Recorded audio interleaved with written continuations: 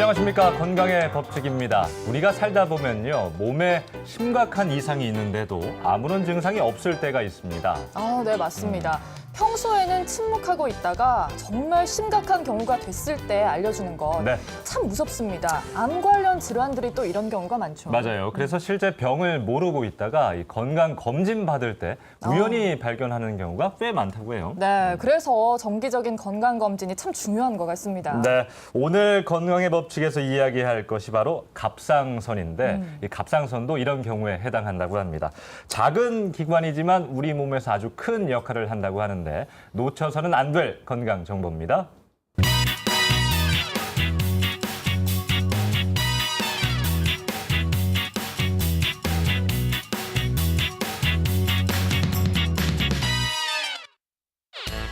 우리 목의 앞쪽에 있는 나비 모양의 기관인 갑상선. 갑상선은 인체의 신진대사를 조절하는 호르몬 분비 기관입니다. 최근 빠르게 증가하고 있는 이 갑상선 질환의 경우 2012년 환자 수가 110만 명을 넘어섰습니다. 뿐만 아니라 갑상선암은 국내 여성 암 1위를 차지하기도 했는데요. 이렇게 갑상선 질환은 우리나라 20, 30대 여성들의 건강을 위협하는 가장 대표적인 질환 중 하나입니다. 오늘 이 시간에는 소리 없이 다가오는 갑상선 질환과 갑상선 질환을 예방할 수 있는 건강의 법칙에 대해 자세하게 알려드리겠습니다. 네, 갑상선. 저도 얘기만 많이 들어봤지 오늘 화면으로 처음 그 모양을 봤는데 저도요. 나비 모양이네요, 네. 목 앞에. 예, 이 해마다 환자 수가 늘어난다고 하니까 정말 조심해야 할 것 같습니다. 네, 중년층뿐만 아니라 특히 저 같은 네. 20, 30대 여성들의 건강도 위협한다고 합니다. 네, 자, 일이 아닌 것 지금부터. 같아요. 네, 그러니까요. 구체적으로 갑상선에 대해서 한번 알아보도록 하겠습니다. 오늘 도움 말씀 주실 분 먼저 이비인 후과 전문의 안수연 선생님 나오셨습니다. 안녕하십니까? 네, 안녕하세요.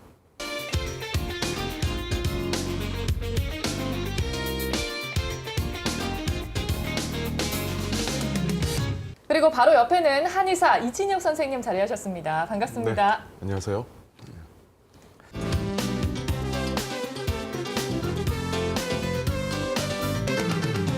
네, 건강의 법칙 주치의죠. 김문찬 교수님 나오셨습니다. 안녕하세요. 예, 안녕하십니까. 네, 교수님.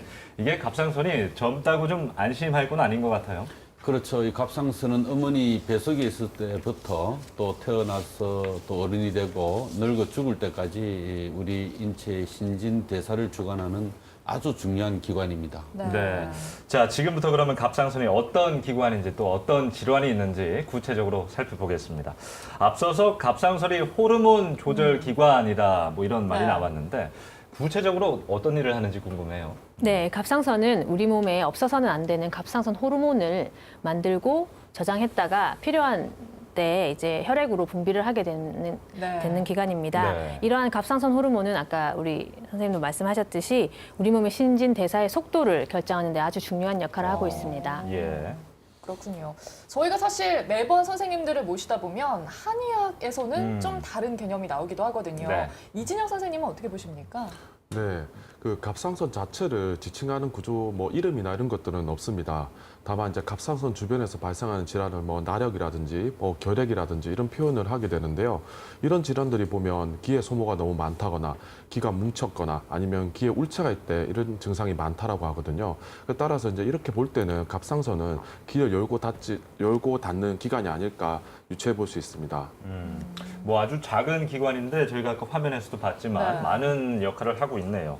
이 갑상선에 문제가 생기면은 어떤 일이 그럼 발생합니까? 네, 갑상선의 그 질환은 크게 세 가지 종류로 분류를 할 수가 있는데요. 예. 우선 갑상선 호르몬을 분비하는 기능에 이상이 오는 갑상선 기능 항진증 또는 저하증이 있을 수가 있고요. 네. 두 번째로는 이제 갑상선 기능과는 상관이 없이 갑상선 자체에 어떤 혹이 생기는 그 종양성 질환이 있는데 우리가 흔히 요즘에 갑상선암이라든지 네. 또 갑상선 물혹 이런 것들이 있을 수 있습니다.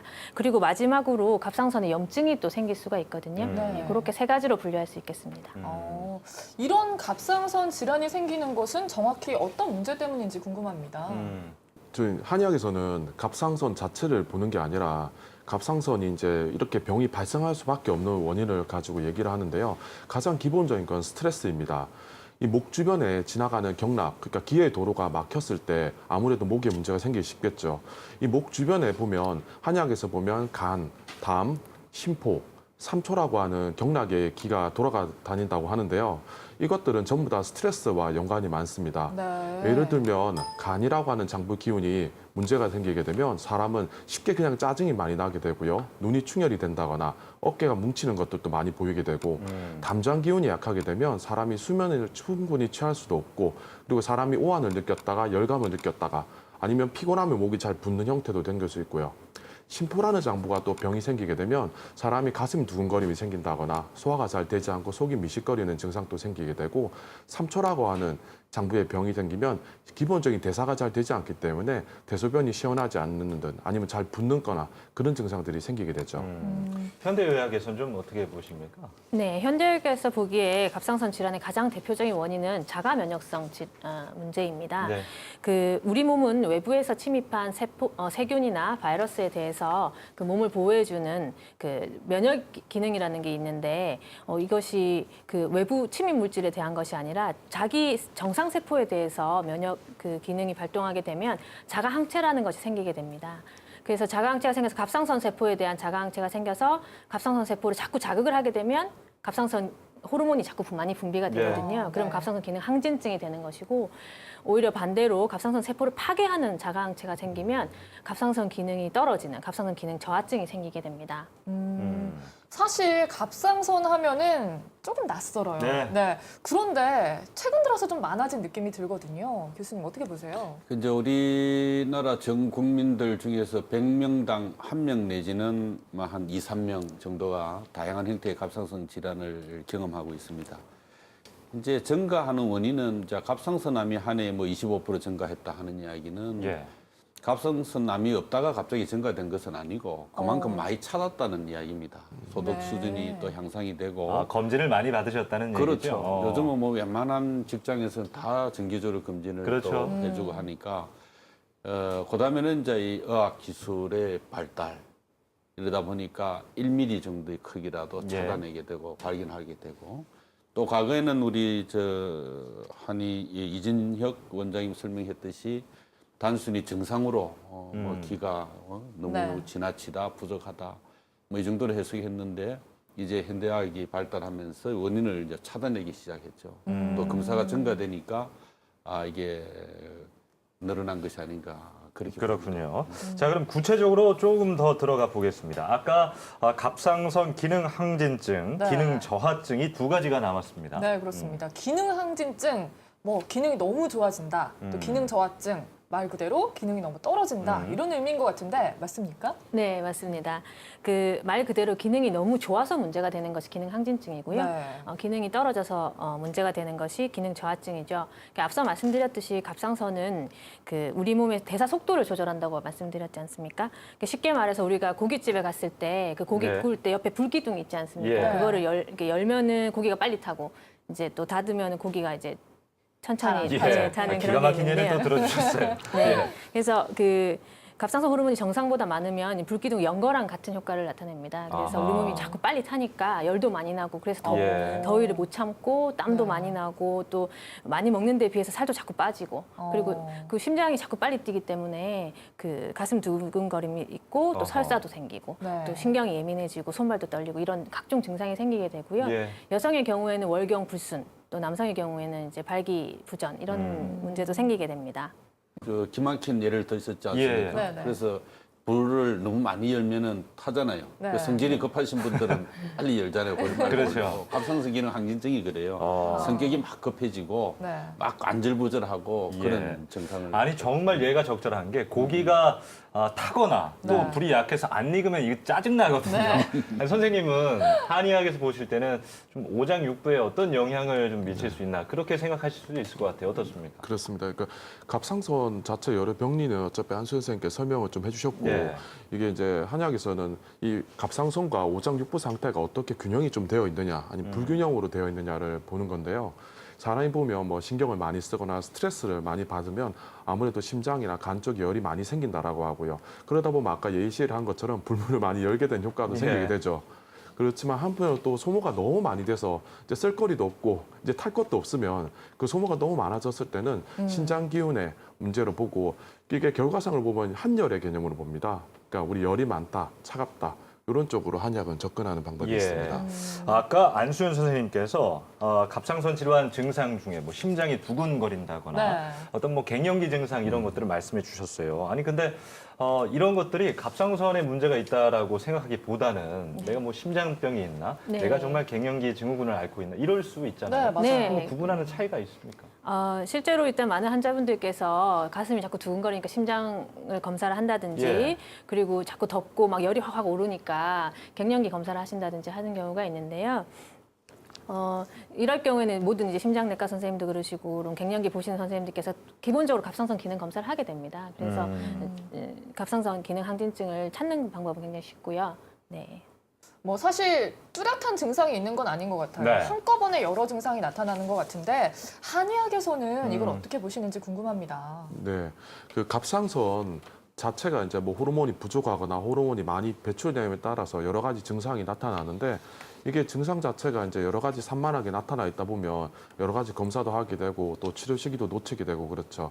근데 한의학에서는 보면 여러 가지 산만한 증상을 하나의 얼개로 서로 연결되어 있다라고 하고 네. 그걸 변증이라든지 어느 장부의 병이 요런 형태로 나온다라고 이렇게 이해를 하고 환자를 바라보게 되는데요. 그렇다 보니까 갑상선 기능 저하증이라고 진단을 받은 환자가 한의원에 가서 진단을 받았을 때 A라는 병명을 받았지만 또 A라고 병명을 받은 사람이 갑상선 기능 저하증이라고 진단을 안 받는 경우도 있어요. 아하. 그래서 이게 한의학에서는 호르몬하고 오장육부가 어떻게 영향을 서로 주고 있느냐를 보는 거지 갑상선 자체를 보는 거는 아니죠. 예.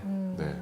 그래서 이제 갑상선도 호르몬이잖아요. 이 호르몬은 정말 아주 0. 몇 마이크로그램 아주 미세양이 우리 인체의 대사라든가 아주 중요한 기능을 주관을 합니다.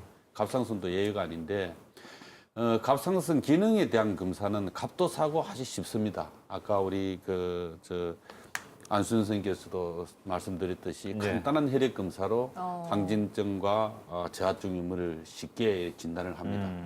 근데 이제 이게 심각성은 이제 얼마나 심각하냐 하면은 특히 이제 어머니 뱃속에 있을 때 산모가 갑상선 기능 저하증이 모르고 있었다 이러면은 지체 부작용아가 태어납니다. 아이가요. 그렇죠. 예.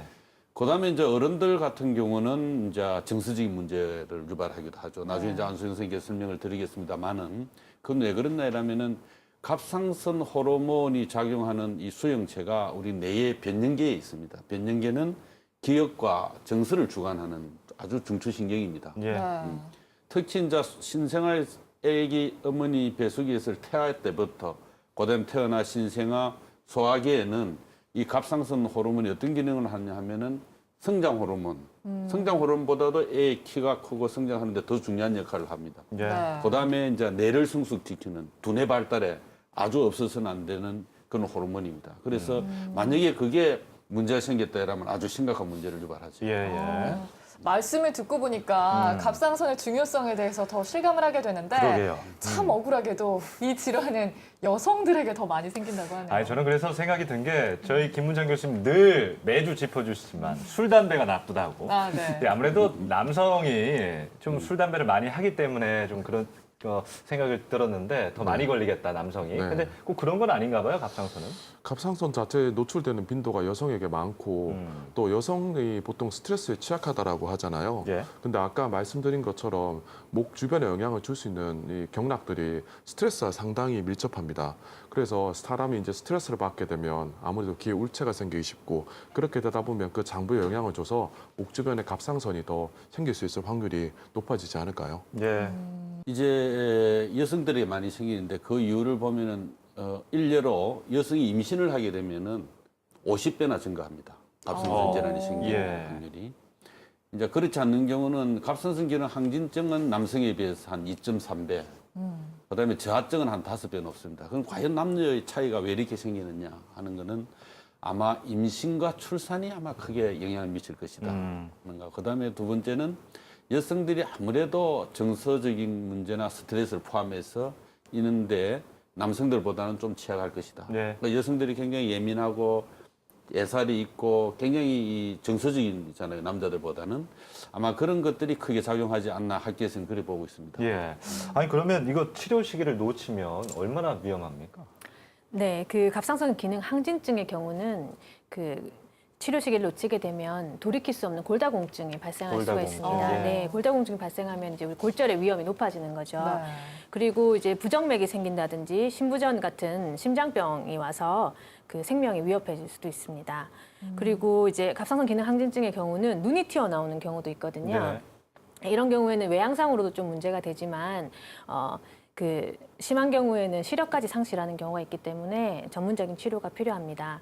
그리고 이제 갑상선 기능 저하증의 경우에는 사실 크게 문제되는 경우는 없지만 아까 우리 그 선생님께서 김문찬 선생님께서 말씀하셨지만 그 소화나 신생아에서 굉장히 문제가 될 수 있습니다. 네. 뇌 발달, 그래요. 성장 발달에 지장이 있기 때문에 하지만 다행히도 요즘에는 신생아들에 대해서는 태어나자마자 다 선별 검사를 하거든요. 피 검사를 통해서 예. 갑상선 기능 저하증이 있으면 치료를 일찍부터 하기 때문에 크게 문제는 없습니다.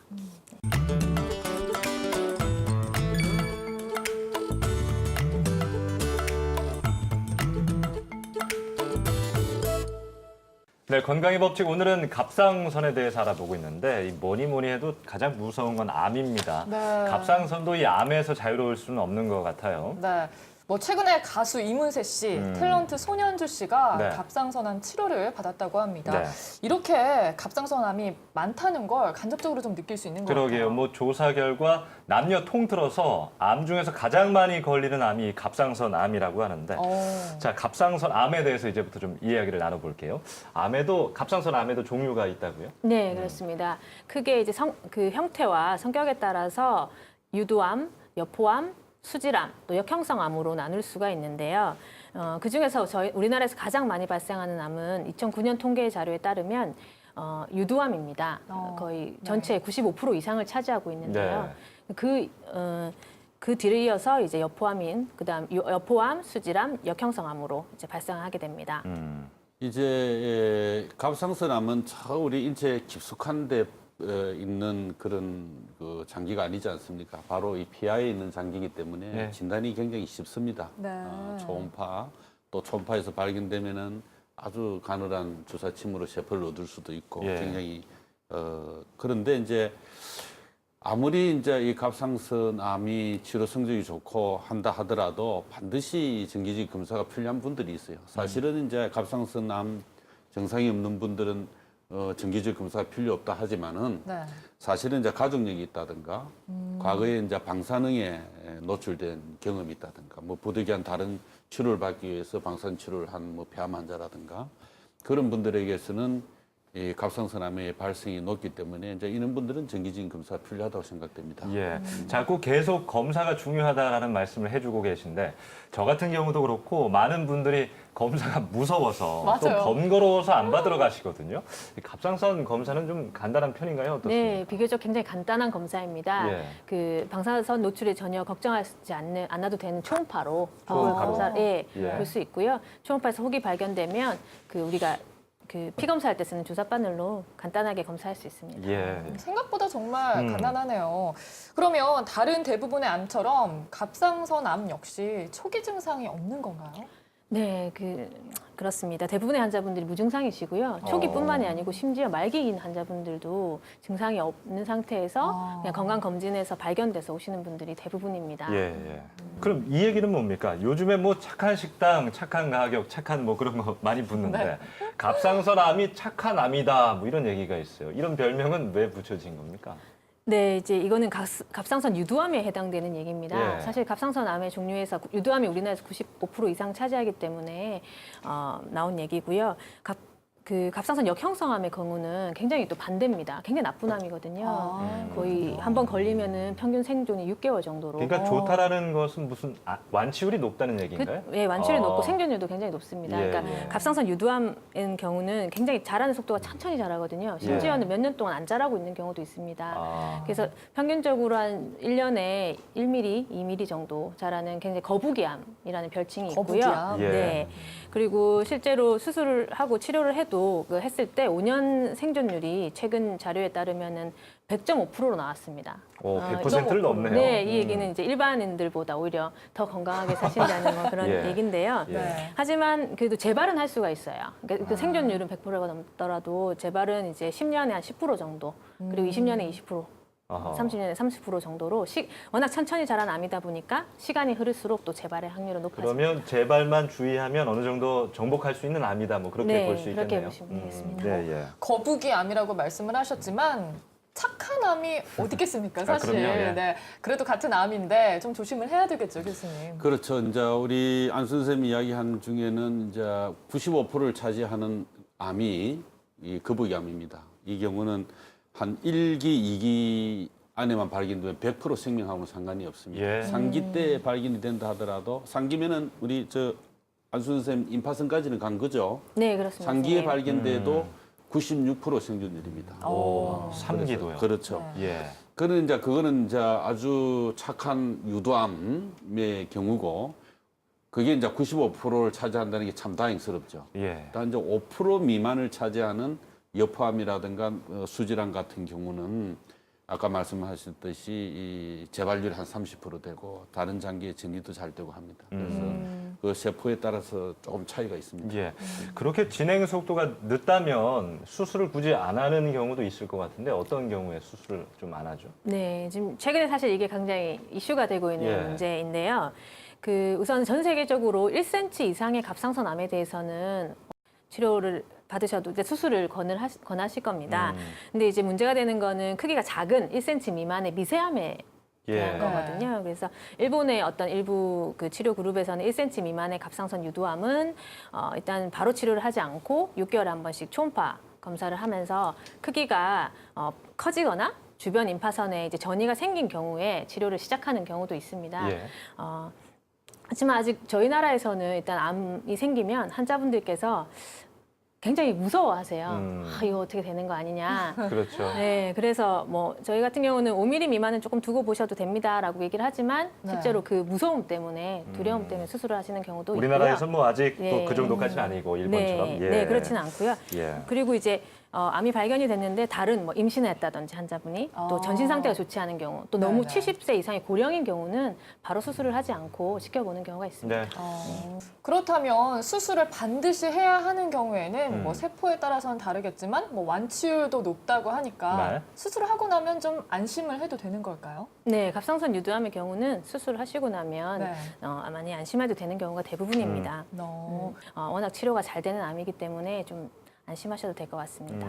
뭐 수술 후에 합병증을 말씀하셔서 그러는데 그렇다면 뭐 수술하기 전만큼의 몸 상태를 유지하기는 아무래도 좀 어려운 거겠네요. 네, 뭐 옆에 선생님들 얘기해 주셨지만 네. 부분적으로 제거하신 분들도 있는데 전체적으로 제거를 하면 아무래도 갑상선 자체가 기능을 못하기 때문에 인체 대사율이 떨어지게 되죠. 그런데 뭐 신지로이드 같은 것도 복용하시게 되고 하는데 그렇게 해서 복용한다고 해서 또 어느 정도 만족도를 가지시는 분도 있지만 또 그렇지 않고 인체에 불편함을 느끼시는 분들이 있습니다. 그럴 경우에 이제 한의원으로 오시는 분들이 참 많은데요. 한의원으로 왔을 때는 이 갑상선 자체는 제거를 했지만 오장육부는 바뀐 건 아니기 때문에 그거에 대한 어떤 갭을 줄여나가는 불균형을 조정해서 최소화시키는 치료들을 해서 환자의 가슴을 너무 두근거리면 그거에 대한 부분들을 침이나 뜸 한약을 가지고 치료를 도와드리게 되는 거죠. 예. 자, 사실 암 하면요. 우리가 유전적인 요인을 생각 안 할 수가 없습니다. 네, 그렇습니다. 교수님, 뭐 갑상선도 가족력이 있는 편이죠? 그렇죠. 아까 이야기했듯이 이제 아까 그 유두상암이라든가 여포상암은 가족력이 한 5% 정도 된다고 보고가 돼 네. 있고 아주 이제 전체 갑상선 안 주면 한 1%에서 2% 정도 차지하는 수질암은 한 많게는 한 25% 정도 가족성. 그리고 또 유전의 돌연 변이가 발견돼서 가족 중에 수질암이 있을 때는 반드시 그 유전자 검사를 해야 됩니다. 네. 예, 유전적 요인이 있습니다. 예. 그렇군요. 저는 여성이라서 그런지 네. 좀 더 확실하게 듣고 가야 할 부분이 있는 것 같아요. 아까 전에 뭐 교수님도 그리고 안수현 선생님께서도 말씀하셨지만 임신 중에 이 갑상선 질환이 있을 때 태아가 참 걱정이 되거든요. 네. 어떤 문제가 있을지 좀 짚어주시죠. 네, 제 실제 환자분 중에 그런 분이 계셨어요. 38살 고령이셨는데 이제 난임으로 고생을 몇 년 동안 하고 계셨어요. 근데 그러던 와중에 이제 갑상선 암이 발견이 된 거예요. 양쪽에 갑상선 암이 이제 1cm 미만으로 발견이 됐는데 수술을 계획을 하고 수술 그 검사를 하는 도중에 임신 사실을 알게 된 거예요. 그래서 너무 이제 기뻐하셨는데 이제 걱정이 되죠. 이제 수술은 해야 되는데 그러니까요. 아기가 있으니까. 그래서 저희가 이제 우선 암이 작으니까 아기부터 먼저 낳고 수유까지 끝내고 치료를 합시다. 예. 그렇게 해서 6개월마다 초음파를 하면서 이제 치료를 했던 경우가 있었고요. 사실 3년 뒤에 결국 수술을 하셨어요. 근데 사실 3년 동안 크기가 자라지는 않았거든요. 예. 진행을 하지는 않았었어요. 아기도 건강한가요? 아기도 건강하죠. 아직 건강하기 다행이네요. 때문에. 예. 네, 그래서 근데 또 역시나 수술을 원하셔가지고요. 예. 그때는 수술을 하였습니다. 정말 거북이암이네요. 네. 근데 뭐 그런 경우도 있지만 실제로 빨리 자라는 경우도 있기 때문에 예. 모든 경우에 적용할 수는 없을 것 같습니다. 예. 네.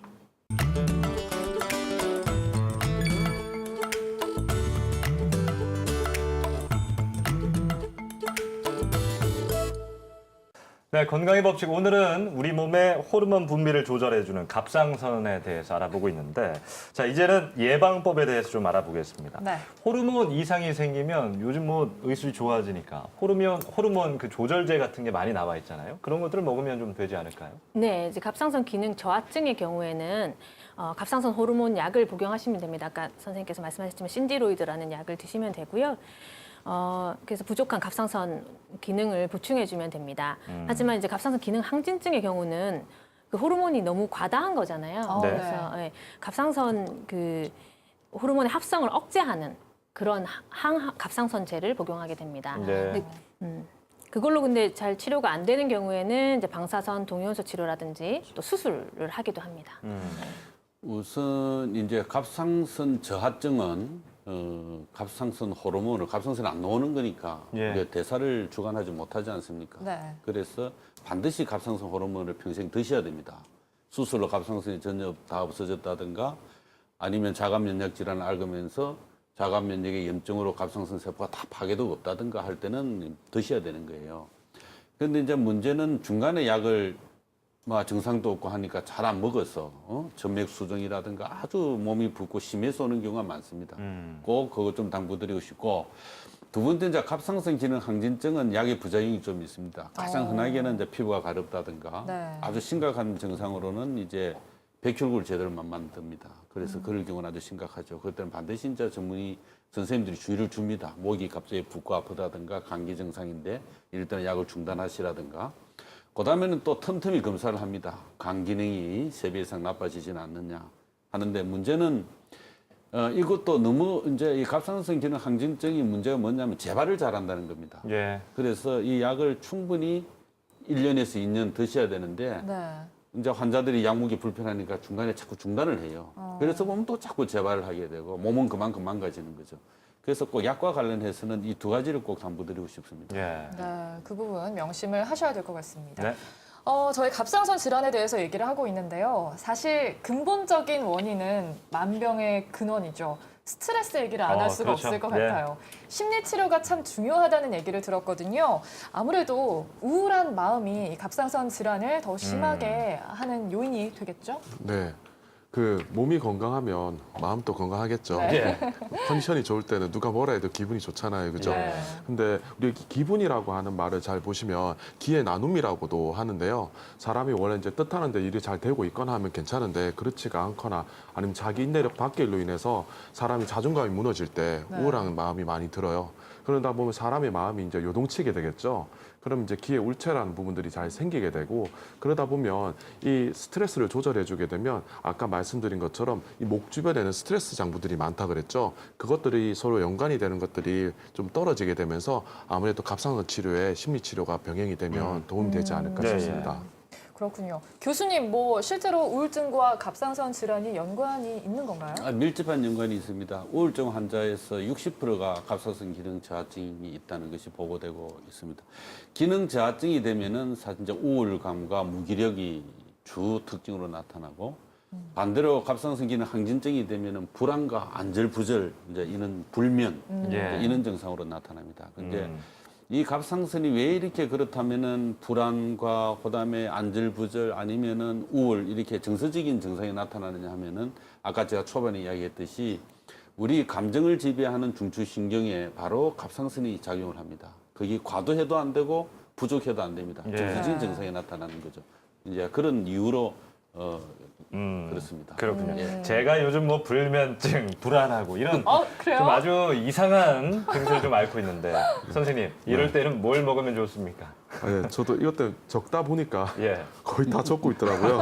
예. 예, 그래서 보면 뭐 현미라든지 뭐 네. 잡곡밥, 뭐 생식 이런 것들 그리고 뭐 브로콜리라든지 당근이라든지 실제 오. 우리가 먹다 보면 몸이 좀 가볍거나 속이 편한 음식들이 네. 이 컨디션을 좋게 만든다라고 얘기를 하고요. 예. 또 그리고 뭐 일반적으로 알고 계시는 것처럼 뭐 해조류 같은 것들이 해조류. 도움이 된다라고 하죠. 그 중에 하나만 좀 꼽아주신다면 예. 아, 비밀 좀 알려주십시오. 예.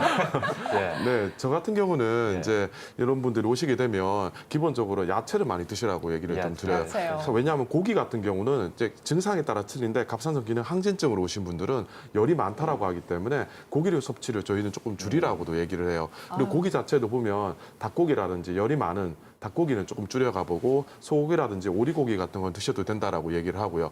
거꾸로 이제 열이 조금 없으신 분들, 좀 추위를 많이 타시는 분들은 네. 거꾸로 그릇 쪽에 닭고기 같은 것들도 좀 드셔보시라고도 하죠. 네. 알겠습니다. 아유, 고기 참 좋아하는데 어떡하죠? 고기 끊으라는 말은 정말 듣기 싫습니다. 그러니까요. 예. 뭐 해조류 말씀을 하셔서 갑자기 언뜻 생각이 났는데 미역이나 다시마 이런 거는 또 너무 먹어도 안 좋다고 예. 들었거든요. 틀린 이야기입니다. 그래요? 그거는 이제 우리나라 그거는 이제 물론 요도 섭취가 아주 결핍된 지역, 참 멕시코 산간 지방이라는 이런 데는 갑자기 이제 미역이나 해조류에 맞는 요도가 들어가면은 이 비대증을 일으킨다든지 여러 가지 문제를 일으킬 수 있습니다. 근데 우리나라는 요도가 결핍된 지역이 없어요. 아. 근데 이제 왜 이런 이야기가 나왔느냐 하면은 요도 방사선 치료를 하는 사람에게서는 이 제한합니다. 그러다 보니까 이거 많이 먹으면 안 좋지 않겠느냐 하는 잘못된 상식이 아마 유포되지 않나 싶습니다. 예. 결론은 아무 영향이 미치지 않습니다. 알겠습니다. 저 한인 선생님께 질문 네. 하나 드리는데 네. 저도 뭐 이렇게 매주 나오셔서 좀 배우니까 네. 하나 아는 게 있는데 한의학에선 만병의 근원이 이제 기의 흐름이 막히는 거잖아요. 그럼 그 흐름을 좀 뚫는 것은 네. 어떤 뭐 침이나 뜸이나 네. 그런 걸로 할 수 있잖아요. 네. 그렇게 생각하면 갑상선 질환도 네. 좀 그런 걸로 예방을 할 수 있지 않습니까? 그렇죠. 예. 이 갑상선 자체로만 봐서 이제 우리가 단순하게 아까도 여쭤보신 분들이 있던데 그냥 목에 침을 놨느냐 아니면 뭐 뜸을 뜨느냐 하시는 분들이 있는데 그 실제 뭐 어깨가 뭉쳤다고 해서 어깨에 직접 침을 놓지 않아도 어깨 뭉침이 풀리게 되거든요. 그러니까 그런 것처럼 이제 실제 아까 스트레스에 많이 노출했는데 분노가 너무 많으신 분들은 이 분노를 조절할 수 있는 혈자리에 침을 놓게 되면 예. 실제적으로 갑상선에 영향을 덜 줄 수도 있겠죠. 그게 어디입니까? 아, 가르쳐 드릴까요? 네. 네. 그럼 이제 가장 기본이 되는 건 합곡혈이라고 해서 예. 저희도 이제 TV에서도 보면 우리 어른들도 보면 가장 많이 만지는 자리인데 여기 보면 여기 첫 번째 손가락과 두 번째 손가락 사이 여기 기골지간이라고도 하는데 네네네. 여기를 그렇게 눌려주게 그 됩니다. 소화 안 될 때도 네, 그렇게 맞아요. 네, 맞습니다. 누르는데. 예. 보통 채끼라고 하는 부분들이 네. 이제 예. 한약에서 있다 보니까 그런 것들이 울체가 있을 때 여기를 하는데 실제 가슴이 답답하거나 아니면 소화가 안 되거나 머리가 아프거나 할 때 전신적으로 좀 작용할 수 있는 효과가 있고요. 어. 또 손가락 끝에 보면 두 번째 손가락과 세 번째 손가락, 네 번째, 다섯 번째 실제 엄지손가락을 빼거나 네 번째 손가락이 한약에서 보면 우리 몸 심리적인 부분 뭐 심장이라든가 아니면 스트레스를 주관하는 쪽의 자리들 끝을 많이 담당을 하고 있습니다. 예, 예. 그래서 사람이 스트레스를 받게 되면 이 손가락 끝을 이렇게 눌러주는 것도 많이 도움이 되죠. 어. 우리 편정택 씨는 앞으로 보니까 계속 손만 쥐고 다니게. 예, 계속, 계속 만들어야겠습니다. 예. 손만 쥐고 다니게. 뭐 갑자기 좀 개운해지는 느낌도 들고 아주 좋네요. 체중이 내려가고. 네, 알겠습니다. 네. 뭐 갑상선 미리 알기 어렵다고 하셨는데 뭐 자가 진단이라고 할까요? 좀 스스로 알 수 있는 방법이 있으면 좋겠어요. 그런 방법 그러게요. 없을까요? 예, 앞서 말씀드렸듯이 여러 가지 증상이 있지 않습니까? 아까 뭐 그 갑상선 항진증의 경우는 이렇게 안절부절 초조하고 막 신경질도 많이 나고 막 덥고 살도 자꾸 빠지고 이런 증상들이 있는 경우, 저하증인 경우는 이제 반면에 무기력해지고 우울해지고 자꾸만 또 체중이 증가하고 이런 것들이 있을 때 이제 그 갑상선 기능 검사가 피 검사 굉장히 간단한 검사이기 때문에 그런 것을 받아보시면 좋을 것 같고요. 특히나 이제 그런 것이 있을 때는 이제 목에 날씬하신 분들은 나비 모양으로 이렇게 부풀어져 도드러져 보이는 경우가 있어요. 이 질환이 있을 때 이제 그런 경우에도 한번 검사를 받아보시면 좋겠습니다. 예. 좀 갑상선 질환 조심해야 할 체질이 있다면요. 네, 편정택 아나운서님이라고 네. 해야 되나요? 스트레스를 좀 많이 받으시거나 예. 괜히 말했습니다. 시간 나나 봐요. 아까도 이렇게 눌리시길래 예. 했는데 사람이 보면 조금 예민하거나 예. 아니면 좀 긴장을 했을 때 얼굴이 빨개진다거나 할 때 네. 그런 경우들이 건드리지 많고요. 마십시오. 예민합니다. 저. 근데 예. 저희가 이제 한약 만약 진료를 하게 되면 저희도 복진이라고 해서 배를 많이 눌러보게 되는데 예. 배꼽 위쪽에 동계가 많으신 분들이 보면 좀 이상하니만큼 그쪽 질환들을 가지시거나 아니면 의뢰를 하는 경우들이 간혹 있어요. 그러니까 자각적으로도 이 배꼽 위쪽에 동계가 느껴지는 경우들이 있더라고요. 네. 예. 자, 운동은 갑상선 질환 예방을 하려면 운동법이 궁금한데 교수님 좀 운동법 좀 짚어주시죠. 예, 그 이제 운동 우리가 늘 강조하지만은 유산소 운동을 일주일에 3번 이상 규칙적으로 하는 것이 우리 정서를 조절하고 스트레스를 관리하는 데 굉장히 중요합니다. 네. 왜냐하면 갑상선 항진증은 바로 자율신경을 항진시켜서 스트레스 반응도 나타나는 거하고 인체 반응이 똑같습니다. 반대로 저하증 역시 우리가 사람을 축적 처지게 만들죠. 이를 악물고 운동을 하고 네. 그다음에 이제 약을 규칙적으로 잘 복용을 하고 하면은 쉽게 극복할 수 있습니다. 네.